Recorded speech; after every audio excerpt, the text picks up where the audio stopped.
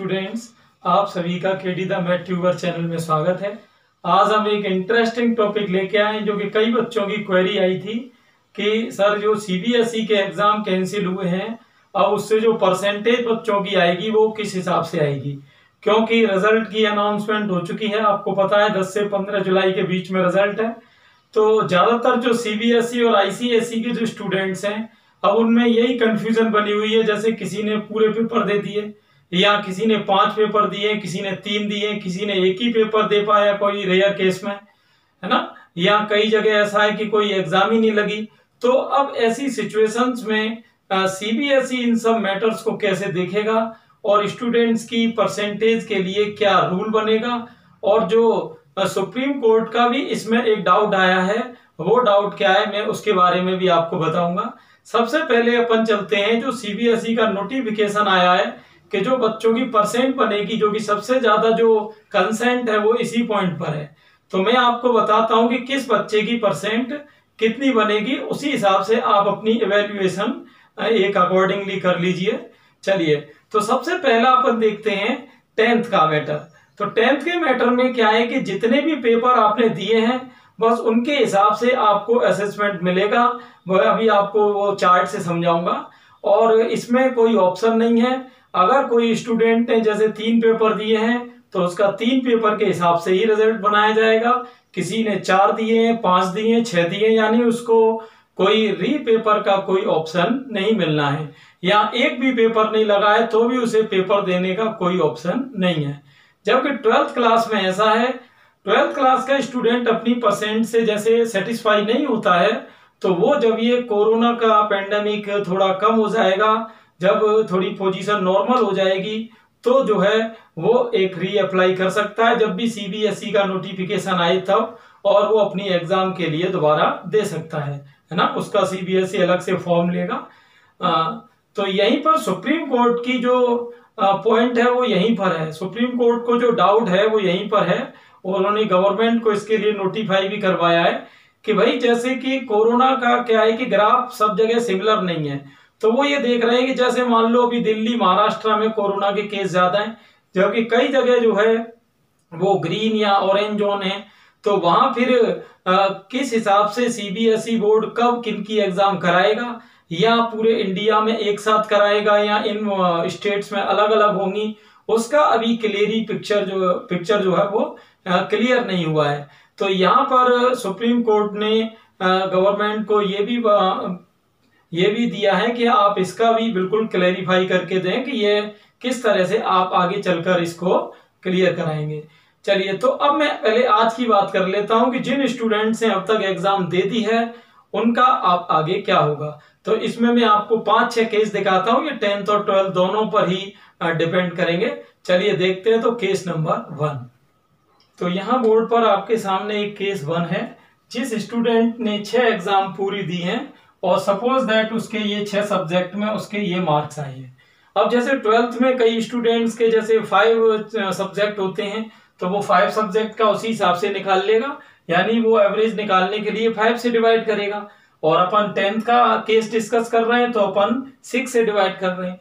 अब उसने जैसे मान लो ये सभी पेपर दिए हैं, ये उसके मार्क्स हैं, तो कोई दिक्कत है नहीं इसमें, बस उसको एवरेज निकालना है। जो टोटल मार्क्स है उसमें 6 से डिवाइड करके 87.8% उसकी आ रही है ना। अब अगर 12th का होगा तो डिवाइड किससे होगा, 5 से, और उसके कितने सब्जेक्ट का टोटल लगेगा, 5 सब्जेक्ट का। चलिए केस 2 देखते हैं। तो स्टूडेंट्स, केस 2 में हम ऐसे स्टूडेंट की बात कर रहे हैं जिसने कि 5 एग्जाम दिए हैं, ठीक है, 6वां सब्जेक्ट वो मान लो नहीं दे पाया। चलिए देखते हैं। ये ध्यान रहे 12th के मैटर में ये अप्लाई नहीं होगा, क्योंकि 12th में टोटल सब्जेक्ट ही 5 होते हैं, उसमें वो केस 1 जो मैंने बताया था वही अप्लाई होगा। ये जो स्पेसिफिक केस है वो 10th के लिए है, ठीक है ना। जैसे 10th में 6 सब्जेक्ट होते हैं, अब उसने 5 सब्जेक्ट दे दिए और 6वां सब्जेक्ट मान लो वो दे नहीं पाया। तो अब होगा क्या, इसमें जो बेस्ट ऑफ 3 है इसके, अब बेस्ट 3 मार्क्स इस स्टूडेंट के हिसाब से अगर अपन देखें तो इसके ये 3 जो है बेस्ट 3 आ रहे हैं, है ना। तो अब वो क्या करेंगे कि इन तीनों का टोटल होगा। पहले तो सारा क्या हो रहा था, अब इन 3 का टोटल होगा, जो भी टोटल होगा उसमें 3 से डिवाइड होगा। अब ये आ गया एवरेज, लेकिन ये उसकी परसेंट नहीं है, ये जो है मार्क जो है जाएंगे कहां पर, सब्जेक्ट 6 में। ये छठवें सब्जेक्ट के उसके मार्क्स मान लिए जाएंगे और फिर वही जो केस 1 में अप्लाई हुआ था कि पूरे का टोटल करके और फिर 6 से डिवाइड करके उसकी परसेंट बनेगी। मतलब इसमें जो सब्जेक्ट 6 है उसके मार्क कैसे डिसाइड होंगे, जो बेस्ट 3 सब्जेक्ट है उनके एवरेज से। क्लियर। चलिए नेक्स्ट केस देखते हैं। तो स्टूडेंट आपके सामने बोर्ड पर है केस नंबर 3। ये एक ऐसा स्टूडेंट है जिसके पास 6 सब्जेक्ट हैं लेकिन उसने 4 सब्जेक्ट की एग्जाम दी है, 2 की एग्जाम मान लो उसने नहीं दी। ठीक, तो अकॉर्डिंग टू नोटिफिकेशन जो रूल आया है वो क्या है इसके लिए। अब इसका भी क्या है कि बेस्ट 3 देखा जाएगा।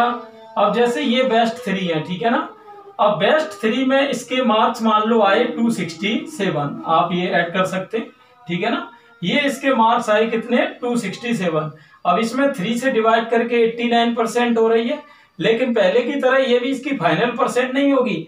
ये इसका 89% क्या होगा कि जो सब्जेक्ट 5 है उसके भी मार्क 89 मान लिए जाएंगे और जो सब्जेक्ट 6 है उसके भी मार्क 89 ही मान लिए जाएंगे और बाद में जो 6 सब्जेक्ट का टोटल है उसको ऐड करके और डिवाइड कितने से कर देंगे, 6 से। ये आएगी उसकी परसेंटेज। Next case. तो केस नंबर 4 में हम बात करेंगे एक ऐसे स्टूडेंट की जिसके पास 6 सब्जेक्ट हैं और उसने 3 के एग्जाम दे दिए, 3 के उसके ड्यू हैं, ठीक है ना। यहाँ पर ये ध्यान रहे 12th में जिसके पास 5 सब्जेक्ट हैं उसके लिए वही अप्लाई थ्योरी होगी केस 1 वाली, वो इसी के अकॉर्डिंग अपना निकाल सकता है। तो यहाँ पर 6 सब्जेक्ट वाला स्टूडेंट है, उसने 3 एग्जाम दे दिए, 3 कोरोना की वजह से उसको नहीं दे पाया मान लो। अब होगा क्या, उसके जो बेस्ट 2 हैं उनको देखा जाएगा। तो यहाँ पर इस केस में बेस्ट 2 ये दोनों है, इसका किया जाएगा ऐड और ऐड में 2 से डिवाइड करेंगे तो उसका आ गया ये एवरेज 87.5। अब होगा क्या कि सब्जेक्ट जो 4 है, सब्जेक्ट 5 है और सब्जेक्ट 6 है, इन तीनों के ही मार्क्स उसके कितने दे दिए जाएंगे, 87.5, तीनों के ही, है ना। और बाद में वही 6 सब्जेक्ट का उसका टोटल होना है और जो एवरेज है वो 6 से डिवाइड करके आएगा। क्लियर। तो बिल्कुल आसान शब्दों में मैं आपको समझा रहा हूं। तो स्टूडेंट्स यहां पर एक ऐसे केस की बात हो रही है जिस स्टूडेंट ने दिए हैं 2 एग्जाम और 4 एग्जाम है उसके ड्यू, ठीक है ना।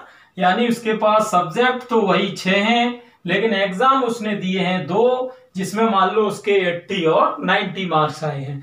अब इसकी परसेंट कैसे बनेगी वो समझने की बात है। देखिए अब इसमें क्या होगा कि इसमें बेस्ट सब्जेक्ट से मतलब नहीं है जो कि अब तक हम देख रहे थे।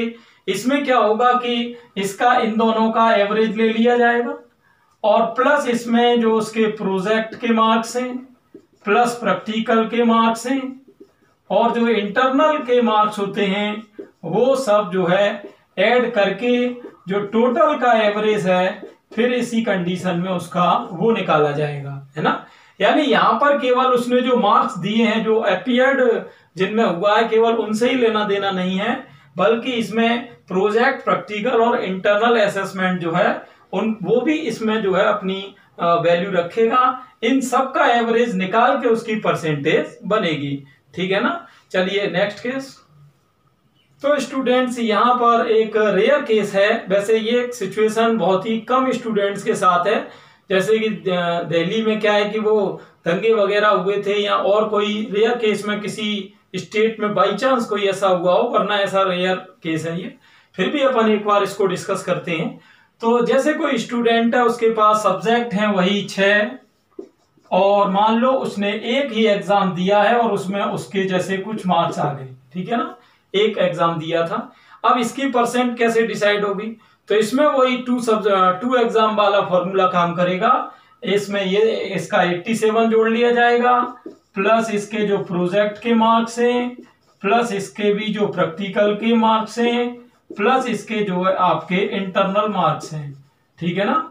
और इन सब का जो एवरेज है वो निकाल के उसकी परसेंटेज बताई जाएगी, ठीक है ना। अब यहाँ पर एक बात समझने की है, मान लो एक स्पेशल केस आ जाता है, केस नंबर 7, नो एग्जाम।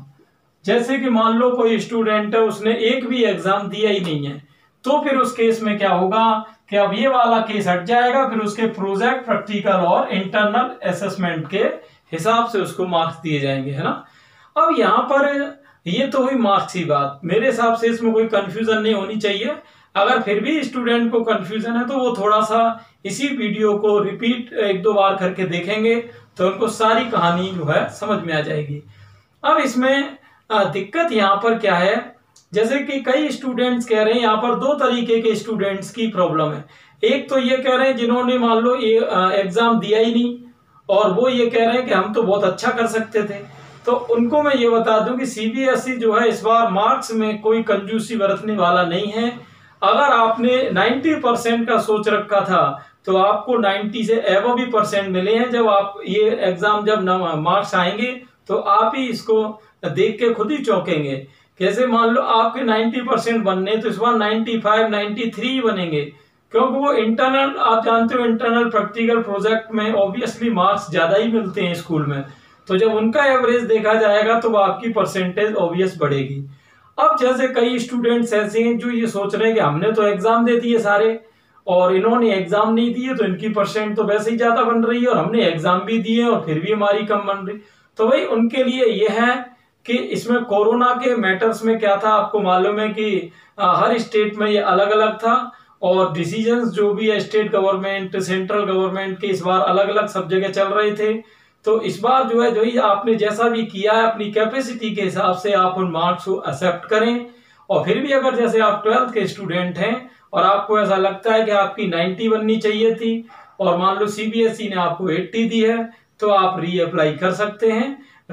वैसे ऐसा होगा नहीं, सीबीएसई इस बार मार्क्स खूब देने वाला है। एक प्रॉब्लम जो आ रही है वो आ रही है कंपार्टमेंट केसेस की। कंपार्टमेंट केसेस में क्या होता है, जैसे कि कंपार्टमेंट में क्या है कि जैसे इस बार जो है कंपार्टमेंट वाले केस बहुत ही रेयर केस में आएंगे। रेयर केस रहेगा कंपार्टमेंट का, क्योंकि जो सीबीएसई है इस बार वो 2 तरीके की स्ट्रेटजी यहाँ पर लागू कर रहा है। जैसे कि जिसके मार्क्स बहुत ही ज्यादा कम है वो तो फेल में जाएगा, और जो मान लो कोई स्टूडेंट से वो 1 या 2 या 4 नंबरों से ही फेल हो रहा है तो वो वहां पर उसको फिर वो सीबीएसई पास करने की ही ट्राई करेगा। तो कंपार्टमेंट केसेस की जो संख्या है वो इस बार बहुत ही कम रहेगी, है ना। एक जो है प्रॉब्लम ग्रेस पॉलिसी की ओर है, उसका भी कोई क्लियर नहीं है, तो इस पर अभी नोटिफिकेशन आते ही मैं आपको बता दूंगा। तो इस तरह से आपने देखा कि किसी स्टूडेंट का इसमें कोई लॉस नहीं है। गवर्नमेंट ने बहुत अच्छा ये प्लान सजेस्ट किया है, ठीक है ना। अब इसमें आप ज्यादा टेंशन ना लेके रिजल्ट का आप वेट करें और फिर आगे की अपनी इंटरेस्ट के हिसाब से प्रिपरेशन करें। वही 10th के स्टूडेंट है तो उन्हें 11th 12th में क्या सिलेक्ट करना है वो उस हिसाब से अपना प्री प्लान करें। 12th के स्टूडेंट है तो उनको अपनी इंटरेस्ट के हिसाब से क्या कंपटीशन देना है वो अपनी प्रिपरेशन करें, है ना। रिजल्ट के बारे में आप टेंशनाइड होने की कोई जरूरत नहीं है। तो आई होप मैंने आपके सारे जो क्वेश्चन थे उनका आंसर दे दिया है। Thanks for watching.